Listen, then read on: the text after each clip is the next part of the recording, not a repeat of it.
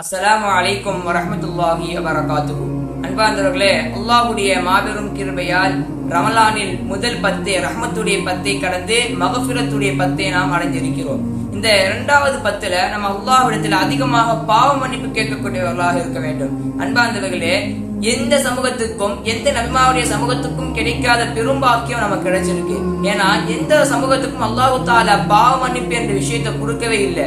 இந்த சமூகத்துக்கு மட்டும்தான், நமக்காக மட்டும்தான் அல்லாஹ் தஆலா என்ற மன்னிப்பு கேளுங்க, நான் உங்களை மன்னிக்கிறேன் என்பதாக அல்லாஹ் தஆலா சொல்லியிருக்கான். அப்படி இருக்கும் பொழுது அன்பார்ந்தவர்களே, நாம் இதை எவ்வளவு பயன்படுத்திக்கணும் என்று சிந்தித்து பார்க்க வேண்டும். அது மட்டும் இல்ல அன்பார்ந்தவர்களே, அல்லாஹ் தஆலா நமக்கு இன்னொரு மிகப்பெரிய விஷயத்தை தந்திருக்கான். நன்மை செய்ய நினைத்தாலே அல்லாஹ் தஆலா நமக்கு கூலி தருகிறேன் என்று கூறியிருக்கிறான்.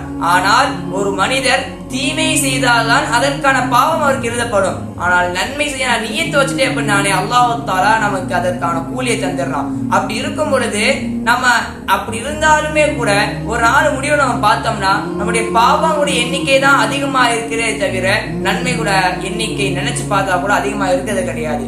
அப்படி இருக்கும் பொழுது அன்பார்ந்தவர்களே, இது போன்ற சந்தர்ப்பங்களை நாம் பயன்படுத்திக் கொள்ள வேண்டும். அடுத்த ரமலானிற்கு நாம் இருப்போமா என்று கேட்டால் கண்டிப்பாக சந்தேகத்திற்குரிய விஷயம்தான். அப்படி இருக்கும் பொழுது இந்த மகஃபிரத்துடைய 10 நாம் பயன்படுத்திக் கொண்டு அதிகமாக நாம் பாவ மன்னிப்பு கேட்க வேண்டும். இந்த மாதத்தில் அல்லாஹ்வுக்காக அதிகமாக சதகா கொடுக்க வேண்டும். இயலாமை உள்ள மனிதர்களுக்கு தர்மம் கொடுக்க வேண்டும். அதன் மூலம் நாம் அல்லாஹ்விடத்தில் பாவ மன்னிப்பு கேட்க வேண்டும்.